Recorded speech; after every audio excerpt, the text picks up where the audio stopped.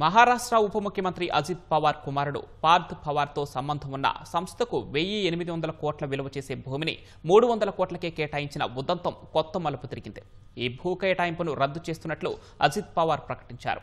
ఈ వ్యవహారంపై విచారణ పారదర్శకంగా జరగాలని డిమాండ్ చేశారు. ప్రభుత్వం భూ కేటాయింపుపై ఏర్పాటు చేసిన విచారణ కమిటీ నెల రోజుల్లో నివేదిక సమర్పిస్తుందన్నారు.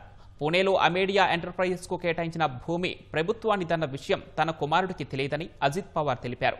మరోవైపు ఈ ఉదంతంపై రాహుల్ గాంధీ ప్రముఖ సామాజిక కార్యకర్త అన్నా హజారే ఫడ్నవీస్ సర్కార్పై విమర్శలు చేశారు. దళితుల కోసం కేటాయించిన భూమిని లూటీ చేసేందుకు అజిత్ పవార్ కుమారుడు యత్నించారని రాహుల్ గాంధీ ఆరోపించారు. భూ విక్రయంలో భాగంగా స్టాంప్ డ్యూటీని కూడా రద్దు చేశారని ఎక్స్లో పోస్ట్ చేశారు.